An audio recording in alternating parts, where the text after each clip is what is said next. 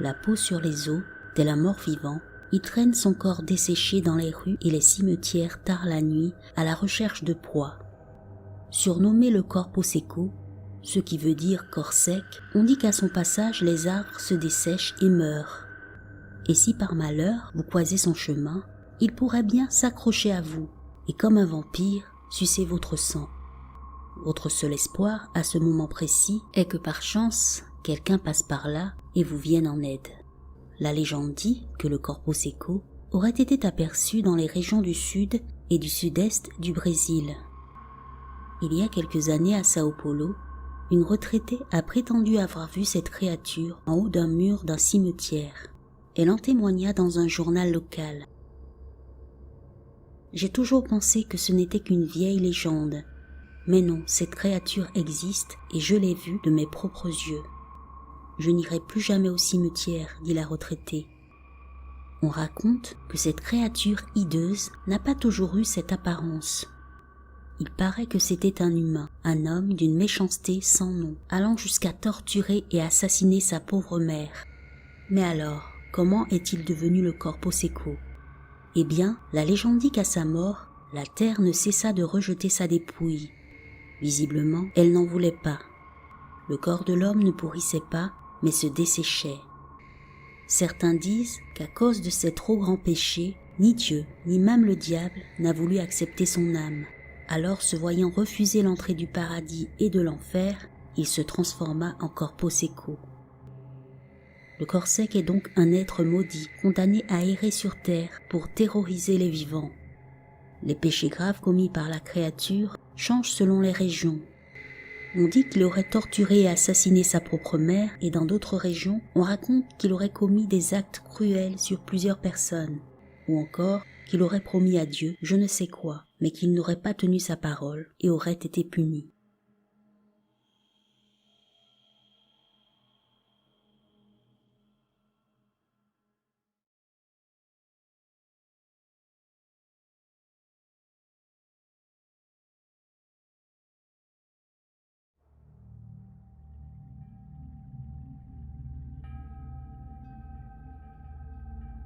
La légende dit qu'il y a une créature monstrueuse cachée au fin fond de la forêt tropicale amazonienne en Amérique du Sud.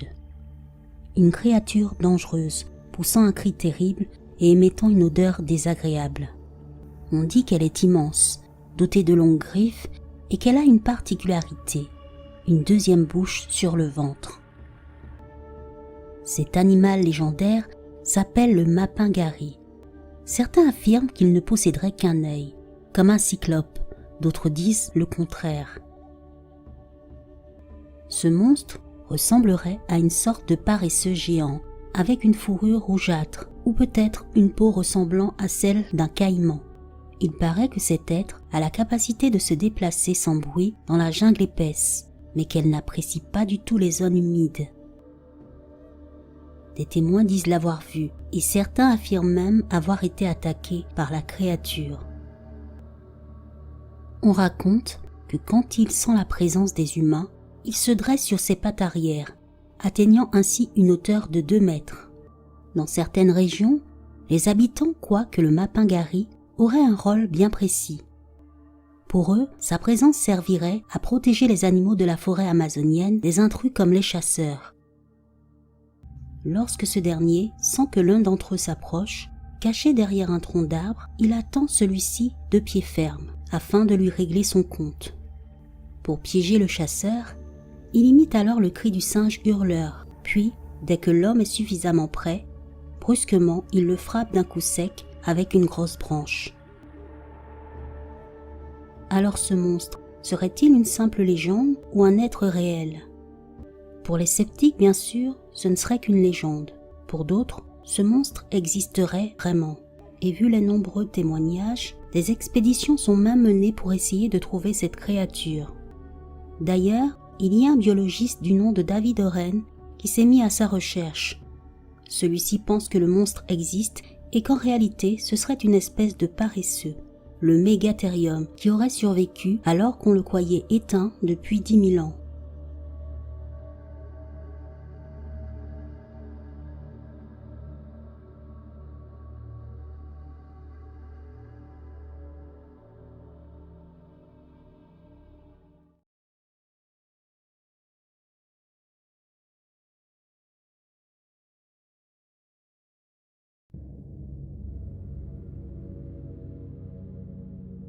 La mort effraie et fascine depuis toujours. Et lorsque notre heure est arrivée, il n'y a plus rien à faire. On ne peut que l'accepter. Pour beaucoup, la mort est la séparation du corps avec l'âme. En Bretagne, et plus particulièrement en Basse-Bretagne, il y a un personnage légendaire qui a justement pour mission de collecter les âmes des défunts. Cette légende bretonne s'appelle l'Ankou. On pense souvent que ce dernier est la personnification de la mort, mais apparemment il serait simplement à son service. C'est ce qu'on appelle un passeur d'âmes. Il paraît que son repère se trouve au cœur de ce massif montagneux breton qu'on appelle les Monts d'Arrée, lieu qui est d'ailleurs peuplé de nombreuses autres légendes. Ce serviteur de la mort a, comme on l'imagine, une apparence terrifiante, assez similaire au personnage de la faucheuse. Il n'y a pas qu'une, mais deux versions de ce dernier. On le décrit soit comme un homme très âgé, aux longs cheveux blancs, très élancé et très maigre, portant un manteau sombre et un chapeau à larges bords qui cache à moitié son faciès disgracieux.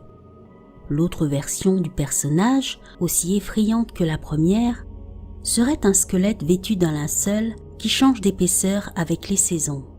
Pour s'emparer des âmes, à sa main droite, il porte une faux, qui ne ressemble pas au faux classique car son tranchant est monté à l'envers. Et pour aiguiser celle-ci, il se sert d'un ossement humain. Il y a aussi d'autres représentations où il est armé d'une flèche ou d'une lance. Il fait nuit noire et l'Ankou est prêt à accomplir sa mission. Debout sur une vieille charrette en bois qu'on appelle aussi carigel en Ankou, tiré par deux chevaux à la mine aussi effrayante que lui, il commence à sillonner toute la campagne à la recherche d'âmes.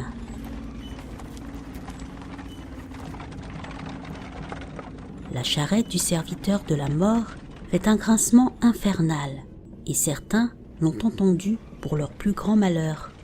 Ou pire encore, ils viennent d'apercevoir le funeste attelage au détour d'un chemin et celui-ci a aussitôt disparu comme par magie. Ils doivent maintenant s'attendre à ce que l'Ankou vienne les chercher, mais on dit que ceux qui le voient ou l'entendent ne sont pas forcément directement concernés, et c'est peut-être un de leurs proches qui décédera dans peu de temps. S'il est vrai que l'Ankou utilise une charrette pour entasser les âmes des défunts, pour ceux dont le destin est de mourir en mer, il se déplace autrement. En effet, il troque sa charrette contre une barque de couleur sombre.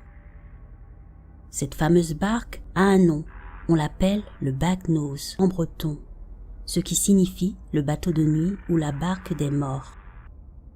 On dit que c'est sur l'île de Saint, une des îles de la Bretagne située au large du Finistère, que le Bagnose fait parfois escale.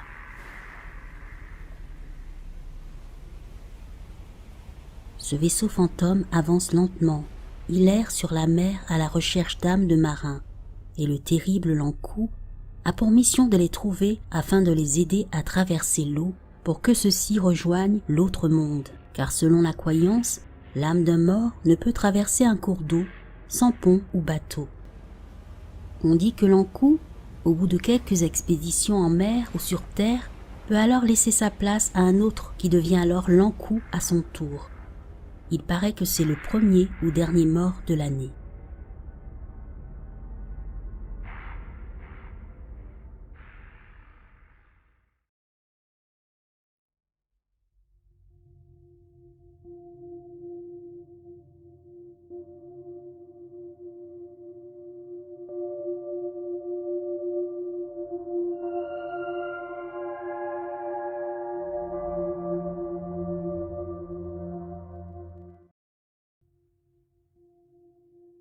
Un charmant sorceleur, créature redoutée ou vénérée, Mamiwata est une sirène qui nous vient d'Afrique, de l'Ouest, du Centre et du Sud. Son nom signifie la mer des eaux, de la déformation de l'anglais Mother Water. On dit que sa légende a commencé au XVe siècle lorsque les colons ont débarqué sur les côtes africaines. Elle aurait été introduite par les récits des marins et par les sculptures qui ornaient l'avant des navires qui représentaient très souvent une sirène. Cette déesse hybride, mi-femme, mi-poisson, libre et autoritaire, est d'une grande beauté à ce qu'il paraît. Elle possède une longue chevelure sombre, parfois bouclée ou crépue. Elle est représentée arborant de magnifiques bijoux ou un serpent autour du cou. Ses couleurs de prédilection sont le rouge et le blanc. On raconte qu'elle se coiffe avec un peigne en or en s'admirant devant son miroir. Si un étranger passant par là l'aperçoit sur la rivière et s'arrête pour l'observer, elle prend la fuite, abandonnant ses affaires sans se retourner.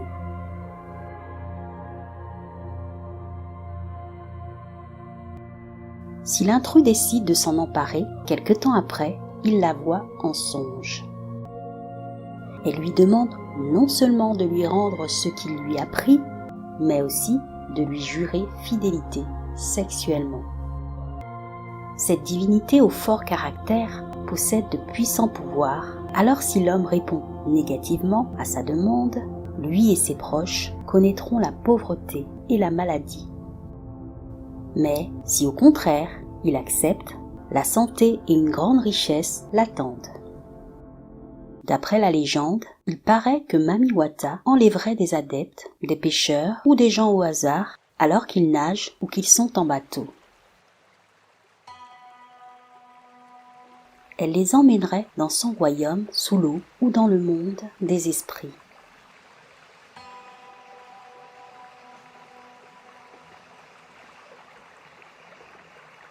Si par chance ils sont libérés, ceux-ci reviendraient avec une nouvelle spiritualité.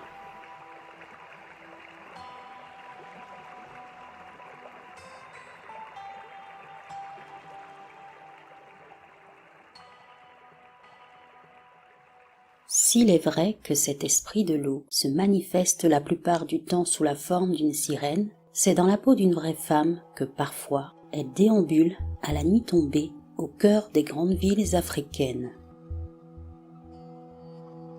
Belle et envoûtante, elle entraînerait les hommes qui croisent sa route dans la folie. Légende ou pas, Mami Wata a beaucoup d'adeptes. Au Togo et au Bénin, par exemple, ils honorent cette déesse à travers un culte appelé Vodun. Ce culte permettrait d'obtenir la protection de Mami Wata, mais aussi la santé, la prospérité, la gloire, la richesse et bien d'autres choses. Bien sûr, pour espérer tous ces bienfaits, dévouement et fidélité à cette divinité sont de mise. La créature est connue dans différents coins d'Afrique et d'Amérique du Nord et du Sud, mais aussi dans la Caraïbe. Au Suriname, on la surnomme Watra Mama, à Grenade, Mamadjo, au Brésil, Yemaya, en Guadeloupe et Martinique, Mamanglo.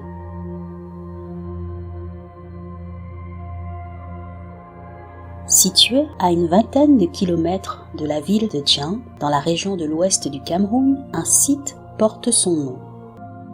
C'est une cascade de 82 mètres de hauteur au cœur d'une forêt sacrée où il est interdit de chasser. D'après la légende, Mami Wata exaucerait les vœux des visiteurs qui se laveraient dans l'eau de la chute. Il y a une vingtaine d'années de cela, un homme et sa femme sont venus d'Italie en touriste pour visiter quelques sites dans le département de la Ménois. Lorsqu'ils arrivent dans cette contrée de Fongo-Tongo, ces derniers demandent au chef du village son accord pour explorer le site. Celui-ci accepte. Après plusieurs années de tentatives pour avoir un enfant, le couple n'avait toujours pas réussi à réaliser ce rêve. Alors, dans un dernier espoir d'y parvenir, durant 3 jours, dans l'eau de la chute, la femme reçoit des bains sacrés avec l'aide des autorités traditionnelles du village. 3 mois après leur retour en Italie, la femme est enceinte. Quelques mois plus tard, elle met au monde des jumelles.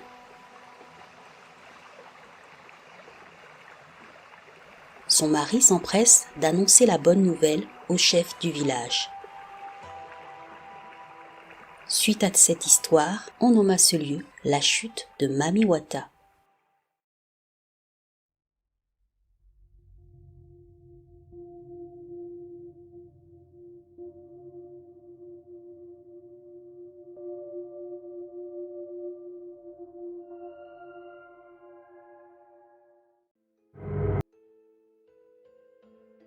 La poupée Okiku. Achetée en 1918, cette poupée vêtue d'un kimono appartenait à Okiku, une petite fille âgée de 2 ans. Elle adorait sa poupée et jouait chaque jour avec elle. Malheureusement, l'enfant tombe malade, victime d'une forte fièvre, et décède peu de temps après. Sa famille se mit à prier à sa mémoire devant l'autel qu'il avait construit pour elle en y plaçant la poupée. Plus tard, un miracle se produit. Les cheveux de la poupée commencèrent à pousser, prouvant par là même que l'esprit de la jeune fille était à l'intérieur. En 1938, la famille déménage et offre la poupée à un temple au Hokkaido. Chaque année, une cérémonie en l'honneur de la fillette a lieu. Les cheveux de la poupée sont coupés régulièrement, mais malgré tout continuent à pousser.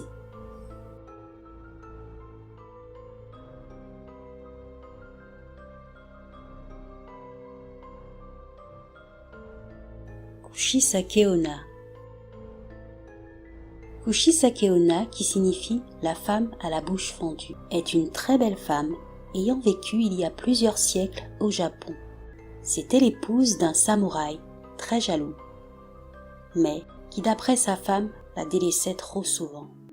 Se sentant seule, elle décide de le tromper et cherche du réconfort dans les bras d'un autre homme. Un jour qu'il revint chez lui, le samouraï la trouva avec son amant.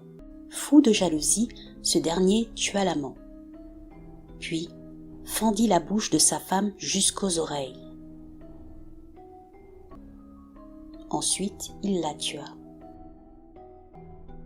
Depuis ce jour, le fantôme de Kushisake Onna erre comme une âme perdue dans les quartiers reculés de Tokyo, le visage couvert d'un masque chirurgical et armé d'une paire de ciseaux.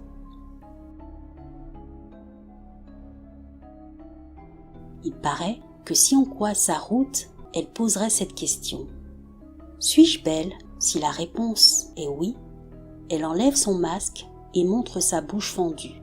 Ensuite, elle demande à nouveau « Suis-je belle ainsi ?» Si la personne répond non, il serait tué immédiatement. Si oui, elle la suivrait jusqu'à chez elle et la tuerait.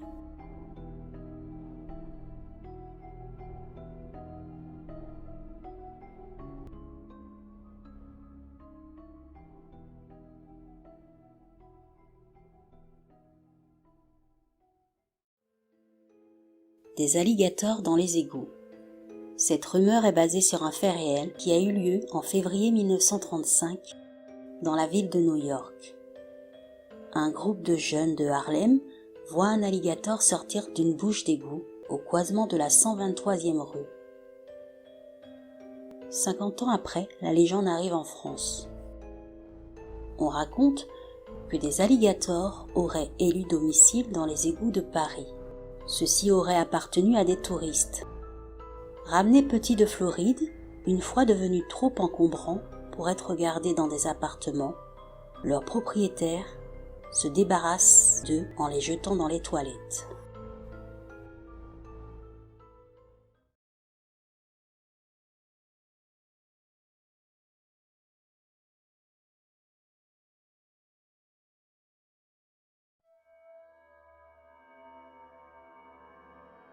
En Amérique latine, plus précisément au Mexique, il y a très longtemps, une femme très belle tomba amoureuse d'un homme très riche.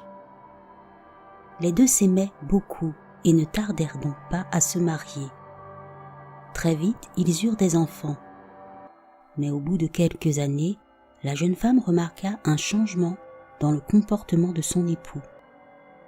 En effet, celui-ci était de moins en moins présent et lui portait de moins en moins d'attention.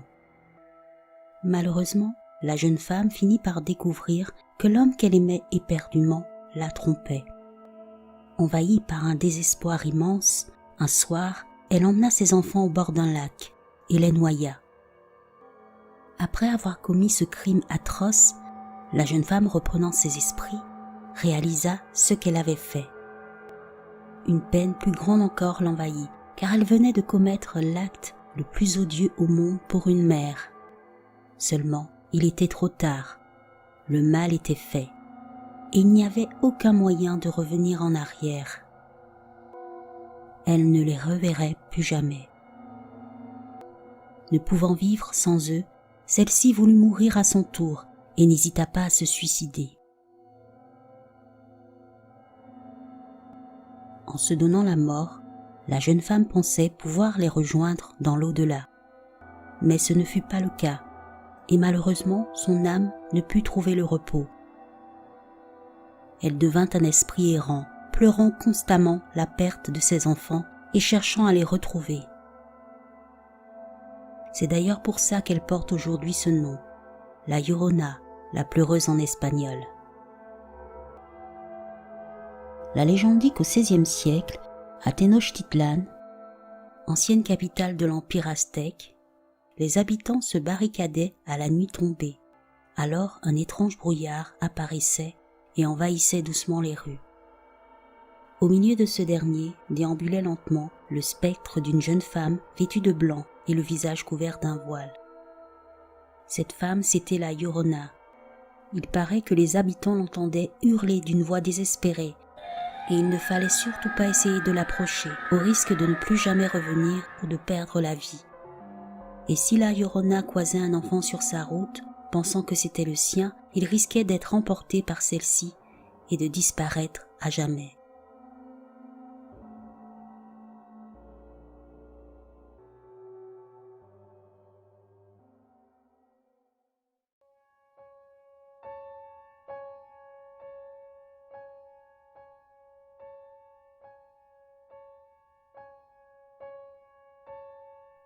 Nous sommes à l'île de la Cité, à Paris, en 1387. Situé rue des Marmousets, un pâtissier réputé fait les meilleurs petits pâtés du coin. Tous les clients se les arrachent, tant ils sont délicieux. Dans la même rue, on trouve un barbier, dont la clientèle est principalement étudiante. Ces derniers logent chez des chanoines. Ils sont étrangers et viennent étudier à la Sorbonne. Mais, depuis quelque temps, certains d'entre eux se volatilisent sans qu'on ne sache pourquoi. Peut-être assassinés par des bandits, ce qui n'est pas étonnant au XIVe siècle, ou peut-être encore qu'ils sont rentrés chez eux tout simplement. Un jour, planté devant la boutique du pâtissier, un chien se met à hurler. La raison est que son maître, un étudiant allemand, a mystérieusement disparu. Il pleure inlassablement durant plusieurs jours. Son comportement commence à sérieusement inquiéter le voisinage et bientôt on finit par découvrir l'impensable. Le pâtissier et le barbier sont associés dans un commerce bien particulier.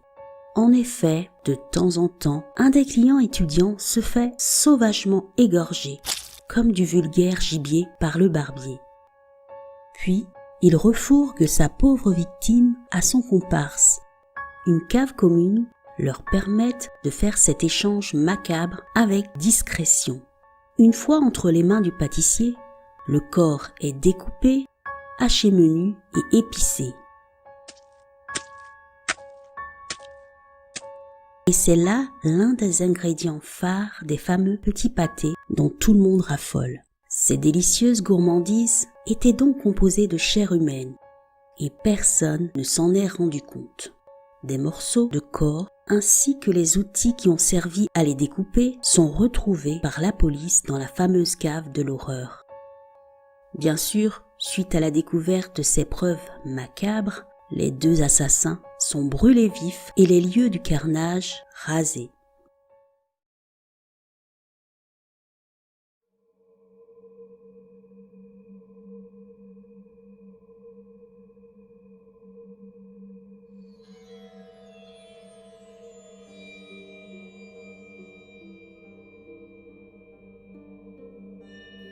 c'est l'esprit d'une femme défunte qui apparaît sur le lieu de son décès pour prévenir d'un danger, annoncer une mort imminente ou hanter tout simplement ce lieu.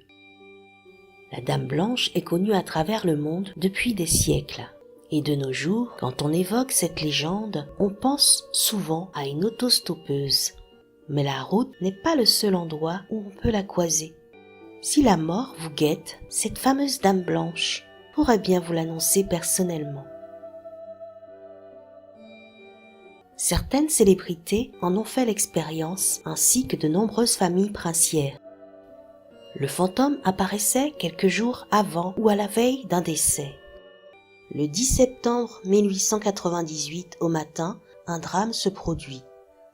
L'impératrice Élisabeth d'Autriche, qu'on surnomme plus communément Sissi, est poignardée par un anarchiste italien près de l'hôtel Beau Rivage à Genève. Ce qui est étrange, c'est que la veille de son assassinat, l'impératrice s'est confiée à son accompagnatrice, disant qu'elle pensait avoir aperçu par son balcon dans la nuit une sorte de spectre habillé de blanc qui semblait la fixer avant de disparaître en un instant. Certaines dames blanches ne sont pas là pour annoncer un décès. Celles-là se contentent de hanter les lieux.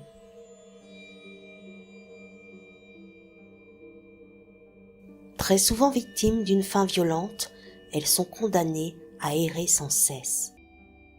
Il paraît qu'en France, bon nombre de châteaux seraient hantés par ces esprits. On raconte que durant la pleine lune, le fantôme d'une jeune femme vêtue d'une robe blanche se promènerait, telle une âme en peine, sur les toits du château de Trécesson, qui se trouve en Bretagne, près de la forêt de Brocéliande. On la surnomme la mariée de Trécesson. Cette dernière serait morte tragiquement. En effet, elle aurait été enterrée vivante dans le jardin du château.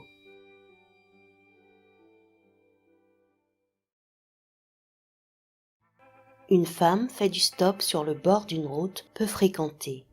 Et là, un automobiliste décide de s'arrêter et lui propose de monter dans sa voiture. Elle accepte, et au bout de quelques kilomètres, à un passage dangereux, tout à coup, la femme, qui jusque-là gardait le silence, pousse un grand cri et disparaît comme par enchantement. C'est ce qui arriva à 4 jeunes étudiants de Montpellier le 20 mai 1981.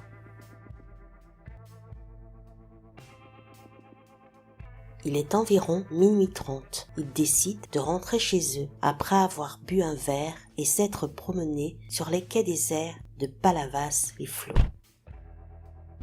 Les garçons prennent place à l'avant dans cette vieille voiture d'occasion et les filles à l'arrière.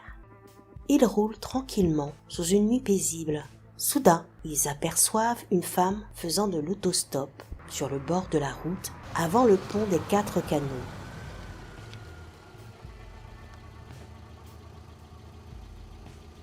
Elle porte un imperméable blanc et un foulard autour du cou. Tout cela est très étrange vu l'heure tardive. Le véhicule s'arrête à sa hauteur. Les étudiants lui demandent si elle veut qu'on la ramène à Montpellier. Cette dernière accepte d'un signe de la tête et s'assoit entre les 2 passagères de derrière. Ils reprennent la route.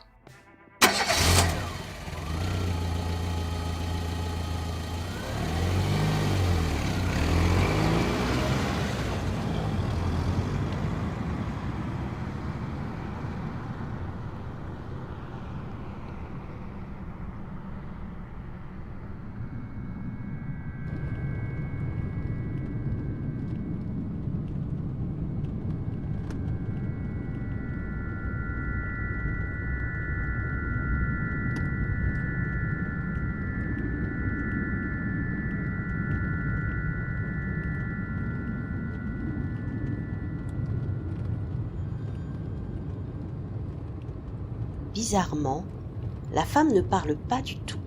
Ses lèvres semblent scellées. À 1 kilomètre plus loin, la voiture s'approche d'un virage. Et c'est à cet instant précis que la femme sort brusquement de son mutisme et se met à hurler. « Attention au virage !» Choqué, le conducteur ralentit et prend le virage sans encombre. Soudain, les filles à l'arrière se mettent à crier. Elles sont envahies par la peur, car elles constatent que la place qu'occupait l'autostoppeuse est vide, comme si cette dernière s'était littéralement évaporée. Pourtant, le véhicule roule à 90 km/h, les vitres fermées. Arrivés à Montpellier, sans plus attendre, les 4 jeunes effrayés décident d'aller voir la police pour raconter cette étrange histoire. Les policiers ont du mal à y croire.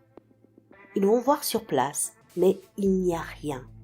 Ils prennent leur déposition séparément, mais ne peuvent contredire la sincérité de ces derniers, qui décrivent tous le même scénario. Les 4 étudiants n'étaient pas ivres, ne s'intéressaient pas du tout au paranormal et n'étaient pas connus des services de police. De plus, le psychologue avec qui ils se sont entretenus par la suite sur cet événement pense que leur témoignage est véridique.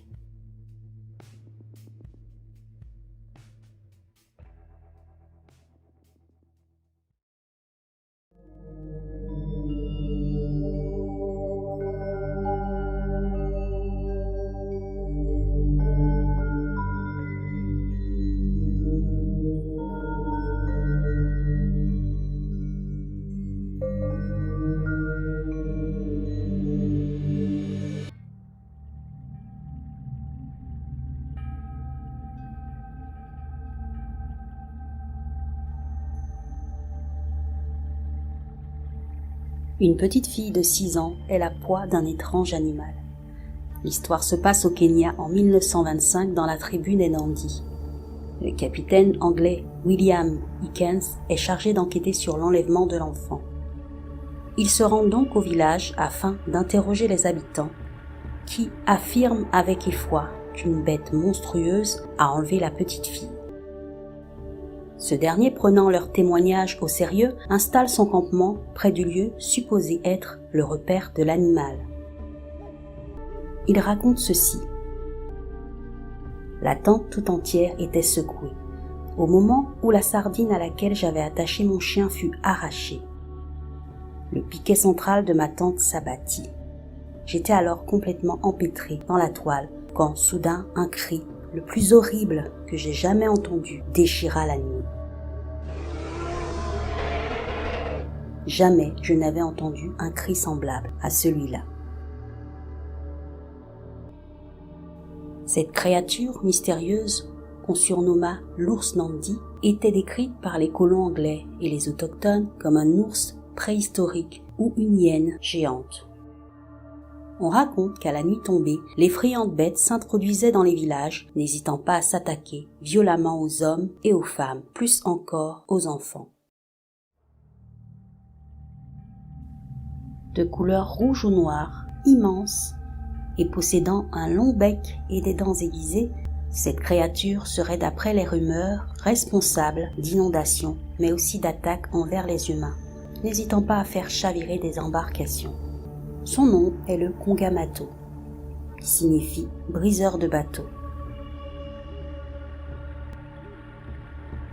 Cet effrayant volatile, ressemblant à un ptérosaure, sorte d'oiseau préhistorique, vivrait dans les marais en Zambie.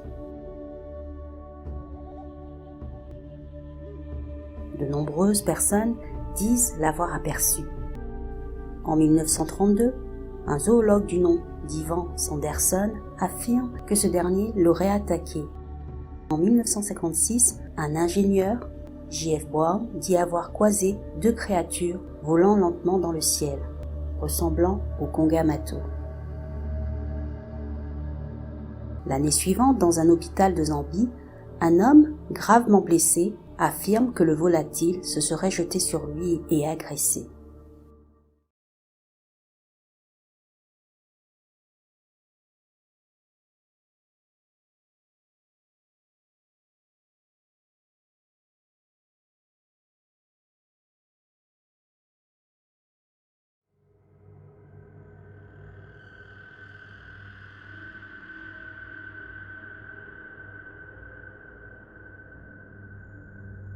Mi-homme, mi-démon, on dit qu'il est très laid et effrayant. Il aurait 2 grandes ailes de chauve-souris, des oreilles pointues ainsi que de longs doigts avec des griffes acérées. Pour couronner le tout, il ne posséderait qu'un œil en plein milieu du front comme un cyclope. On dit aussi qu'à son passage, on sentirait parfois une forte odeur de soufre. Cet être étrange est le Popo Bawa. Il nous vient d'Afrique de l'Est, plus précisément de Tanzanie et de l'archipel de Zanzibar. Bien que plus souvent décrit sous la forme d'une chauve-souris cyclope, il paraît que le Popo Bawa a le pouvoir de se transformer comme il l'entend. La légende dit qu'il peut parfois agir le jour, mais c'est à la nuit tombée, quand les lumières s'éteignent et que tout le monde dort, qu'il rôde le plus souvent. Il pénètre les foyers et peut s'en prendre à qui bon lui semble, hommes, femmes ou enfants, et même à toute une famille en même temps. Mais ses proies de prédilection sont tout de même les hommes. Si ces attaques peuvent être de simples griffures ou des morsures, l'agression la plus redoutée est d'ordre sexuel. Et vu que ses proies idéales sont les hommes, on imagine bien que ces derniers le craignent d'autant plus.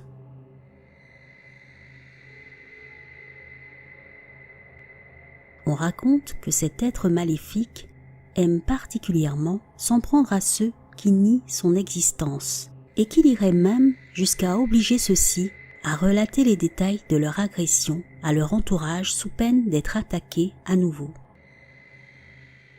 Une chose étrange qu'on a pu constater par rapport aux nombreux témoignages sur le Popo Bawa, c'est qu'à chaque fois que l'entité s'est manifestée, c'était le plus souvent à des moments bien précis, notamment durant les périodes électorales.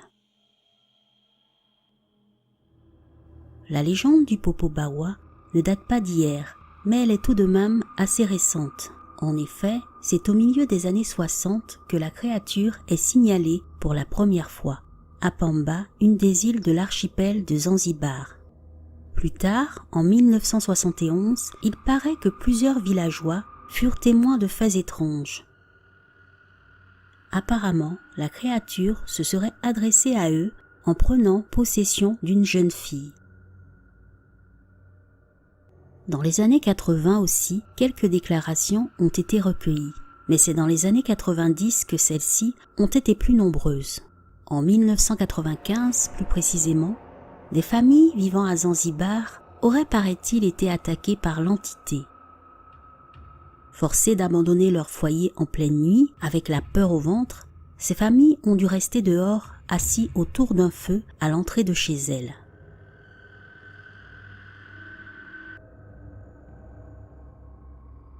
Alors cet être terrifiant, existe-t-il vraiment ? Certains en sont persuadés, d'autres disent que c'est de la sorcellerie. Les plus sceptiques parlent de troubles du sommeil, car d'après les témoins, c'est durant cette phase qu'ils sont attaqués. En tout cas, rien qu'à l'évocation de son nom, beaucoup tremblent de peur, car le phénomène est pris au sérieux par de nombreux habitants. Et pour eux, le seul moyen de se prémunir des attaques de la créature, c'est de ne surtout pas dormir seul.